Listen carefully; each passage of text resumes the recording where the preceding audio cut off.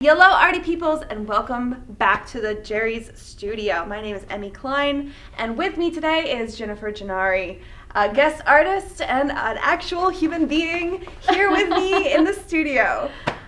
So please tell me a little bit about yourself and who you are as an artist and what you do. All right. Well, we went to Ringling together. I graduated in 2005. I don't know what year you graduated in. I was a little bit later. Okay. So I was 2011 because I actually went to an actual university for first couple of years of school. And then I transferred in. All right. Cool. Well, it was a great school. Loved it. And after that, I ended up moving to Missouri for 3 years. I worked at Hallmark. I was a little blip on my way over to Florence Academy, where I learned much more traditional style painting, which is what I do now. So I just sort of translated a lot of that traditional style from which would be normally figurative portrait into animals. So I just do a lot of animal work now. And if you guys are not familiar with her work, make sure to check her out. What is your Instagram handles and all the social medias? So I don't have a lot of social media. It's just Instagram really, and that's at @Gen_art. So make sure to check her out because it is incredible. So I figured since we had Jen in the studio, we were going to do a paint off. So Jen is going to actually be using the LUKAS 1862 oils, and I'm going to be using the LUKAS CRYL Liquid Acrylics. So it's going to be same brand of paints, but just very different styles and approaches. Yep. It's going to be fun. So let's get painting. I'm ready. Yeah. So because we are both starting in totally different mediums, Jen, can you explain a little bit about your process and kind of what you're doing to start your painting? Definitely. So every canvas I start on, I tone the surface just like this. There was just a little bit of ivory black and a little bit of yellow ochre on, like just dabbed on the surface, and then I just use some turpentine and just spread it around just so that there's some tone on it. I don't like working directly on white. I think it's a little harsh on the eyes. Yeah, and that's usually similar, especially when I work in oils. Now for me, what I'm doing is kind of sketching in the acrylic paints. I'm not being super precise about it. I'm just kind of putting in basic shapes with this crazy magenta. Why I chose magenta, I don't know. I just really thought that would be a fun color to kind of start with. To give me just a fun base, and I kind of want that color to kind of sparkle through a little bit once it get a little bit more developed. That's nice. I like that. There's a lot to be said for just having a nice, fun color underneath the whole painting. It does. It shines through. It gives a lot of luminosity. So that's pretty cool. Yes. Mine is very dull by comparison. There will be no magenta in mine. But I do love that color that you're starting with. That is a nice neutral tone. And I feel like your colors are going to pop right off of that. I hope so. We'll see.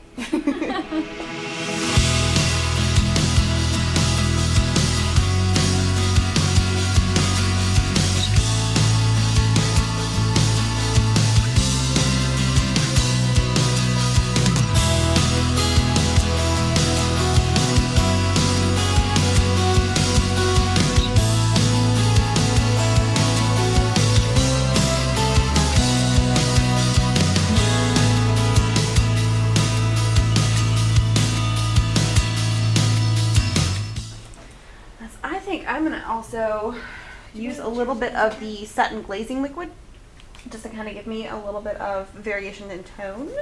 So it's still all magenta, but it's going to give me like lighter glazes of magenta.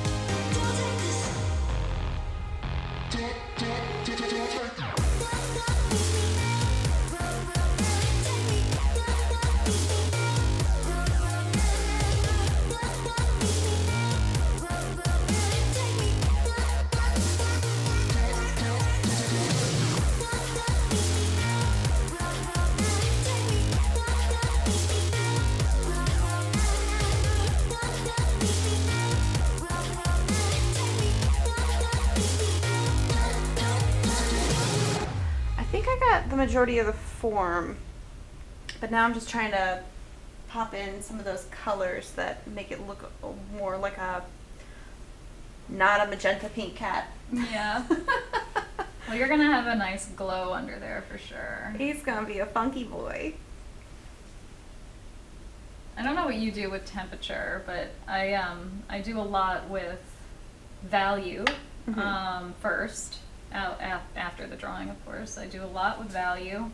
That's the most important part. And then after that, I always do, like I say, I do my color attempts. I just sort of start with color, something to get up there of, like, I guess a more generalized idea of, like, I guess that's sort of blue, and then I paint it, and making sure it's in the right value. But then what I do, though, with those color attempts, and then, of course, as the painting progresses, is I pay a lot of attention to temperature. And on some extent, like on my palette, you could sort of see it. There's always, I mix one color and value, and then no matter what the next color or value is going to be, I switch it up. So it goes warm, cool, warm, cool. Oh, that's kind of ingenious. And I got that idea from the way our eyes actually process color. So it's like science. Yeah. We see things in bands of temperature. So literally anything that you'll be looking at, it comes into you sort of like a train of like warm, cool, warm, cool, warm, cool. That makes sense. A lot of sense. No, I guess for me, this again goes back to the core class with the color theory. Is that I try to think of, especially with the warm and cool temperatures, I try to think of, usually the light is nice and warm and the shadows are pretty cool. Yeah. And I usually go back and forth between them, and I try to make sure that while I am pulling the form out, I'm also trying to keep track of whether or not it's warm or cool. But like right now, I'm also trying to figure out the color of this Sphynx cat, which is a very funky. It's so cool. Like, it's just such an odd color. I know. Because it's gray, but then there's green, and then there's blue and purple, but then it's not a cool or a really warm light either. So yeah, it's fun. It's a fun image. Yeah. You chose a good one. I like it. Yes, but also the curse of the neutral lighting that you picked up on. Like, it's always very fun and easy when it's like, oh, cool, that's a warm light, so the shadows are cool. And then you get, like, the curse of this, of just studio lighting, indoor lighting. It's 100% neutral. So that means it's really, really tough to figure out from, like, from your, like, what's your baseline, you know? Like, oh, it's just this or that. And it's like, you can't really do that with neutral. That's very true. Now, granted, you could be making this up entirely. Like, I could throw this image into black and white, and that's sometimes I suggest that to my students. Like, if they are having a hard time seeing the warm and cool values, just to kind of throw their image in black and white and then make it up with the same basic kind of idea. Yep. That makes sense. Yeah, that's good. Well, yeah, because value's really incredibly important. So as long as you're returning to those values, you're kind of set there. You'll get it. And it could be a magenta pink cat, but if your form is there, it will look like a cat. At least I'm hoping. It's a cat on a bad day.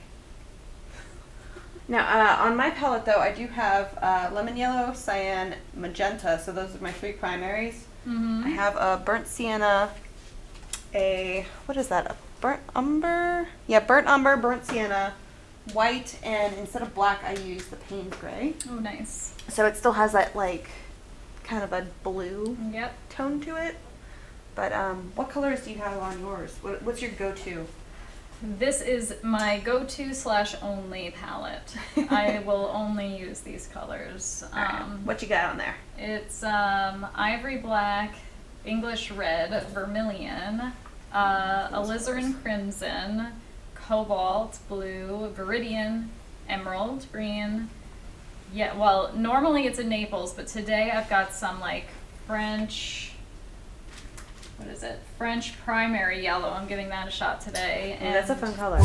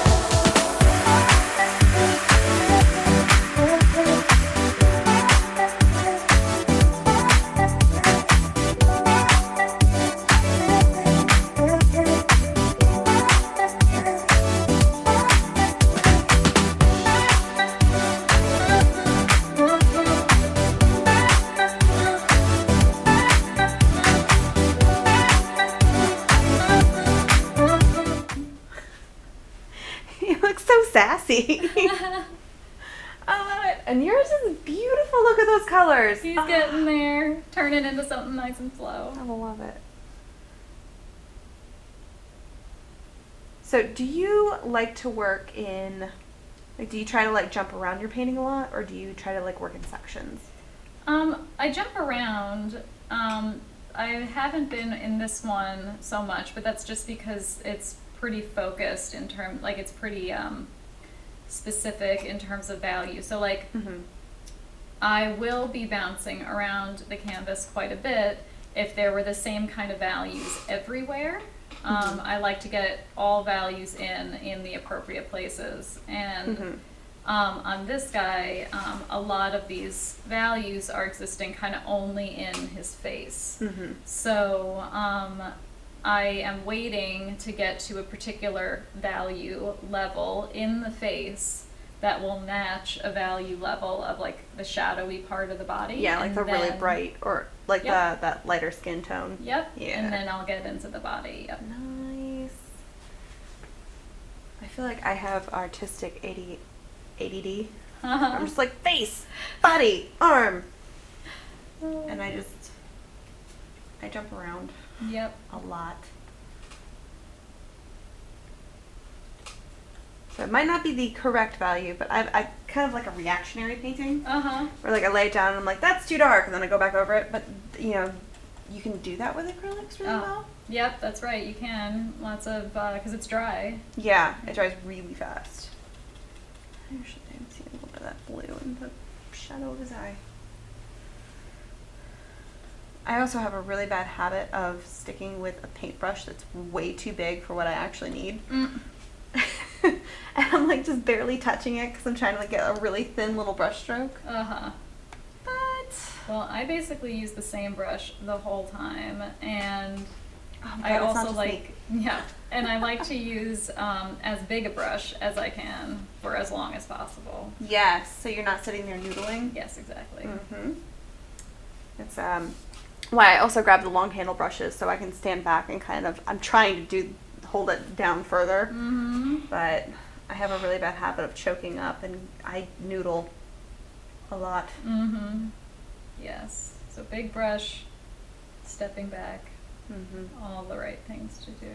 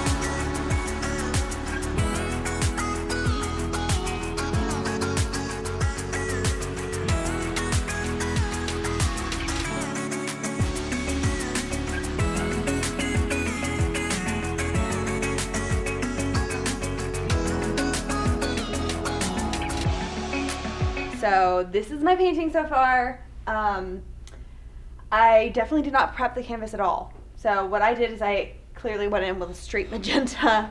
Not any particular reason why I wanted magenta, just I liked the idea of that kind of really funky pink sparkling through the painting, because even though I painted over most of it, it's still going to kind of shine through in little places here and there because I'm not going to fully cover it up. So I think that's going to kind of give a really cool, funky kind of effect to my cat that is just going to kind of give it a little something different. And as you could see, the way that I was working is that I used the magenta to kind of find the basic form, and then I went in with my darkest darks and started kind of popping it back out. And as we were talking about, throughout the process, I usually try to lay down chunks of darker tones and then kind of find my form and pull out larger shapes and then get smaller and smaller with my brush strokes just to kind of find what I'm doing. And I'm a very reactionary painter, so if I lay something down and I'm like, that's wrong, I go back over it.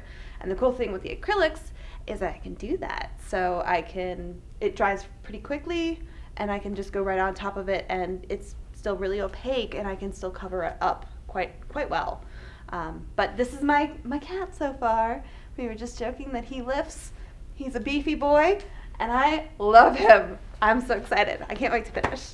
But let's get over to Jen and see how her painting's going and see exactly what she's been doing. All right, well, here's mine. And so if you remember, I started with this ground, and it was just ivory black and yellow ochre. I did that just so that I could have a neutral place to start. In contrast, we have magenta over there, super bright, looking for that luminosity. Mine is not so luminous. It's going to be more of like light on something rather than light coming out of something. So if I start with a neutral background, I can just go ahead and build really dark values and darker colors leading to lighter colors on top of that. So I went from really thin mixtures, nothing super transparent. There was a few layers where you could see some of my drawing shining through. But for the most part, the early layers are thin, and then I build into thicker layers. So right now, it's not, we're kind of close to the end on mine. I'm getting really close to wanting to get into detail, but the way that I kind of think about laying my values in is this versus this. So when I was starting, I'm going dark to light, thin to thick. A lot of this was going in a horizontal fashion.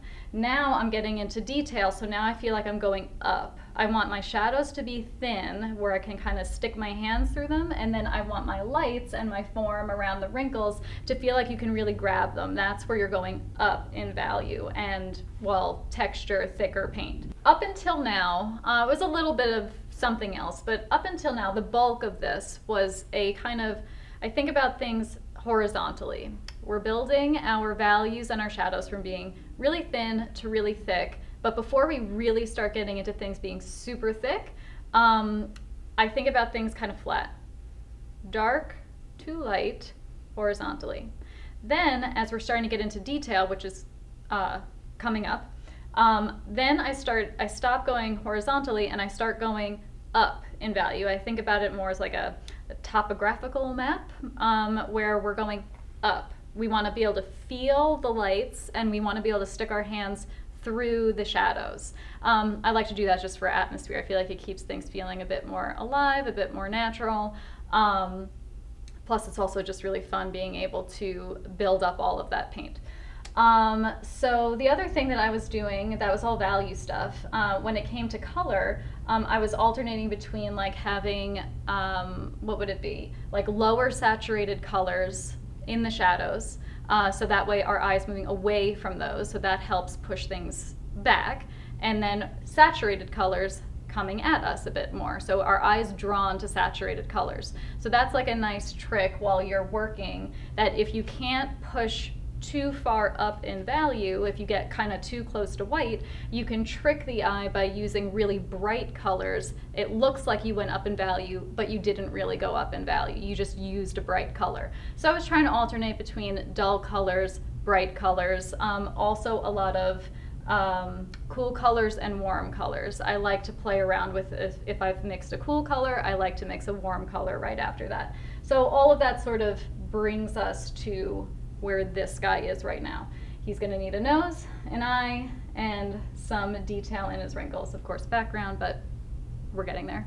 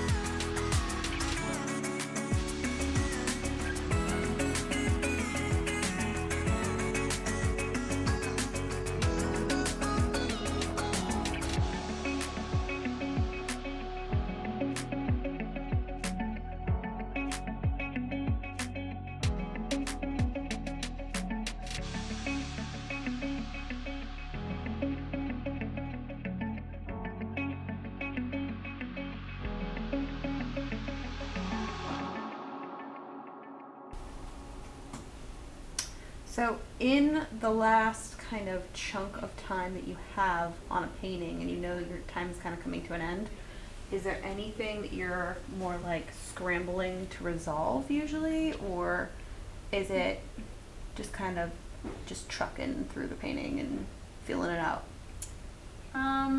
Yeah, just sort of like feeling it out.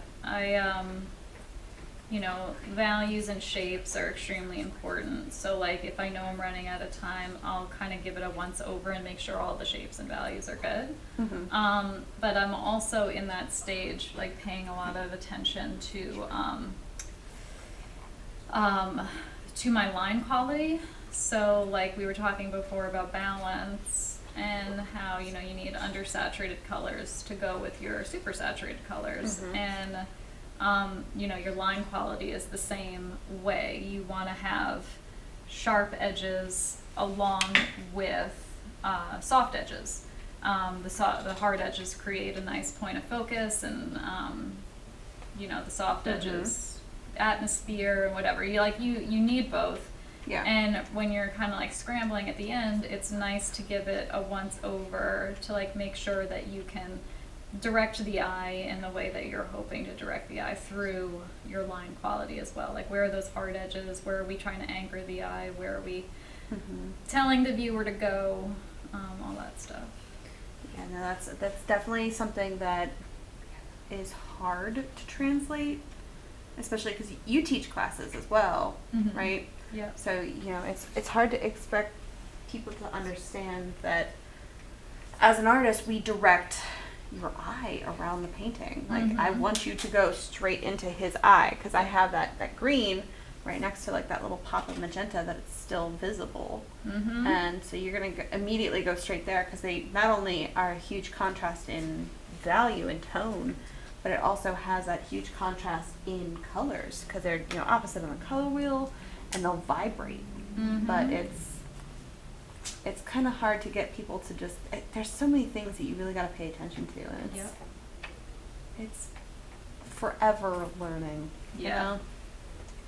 Yeah, it really is. Pun intended with the fur, because there's none. Haha. Sorry. Dad joke moment.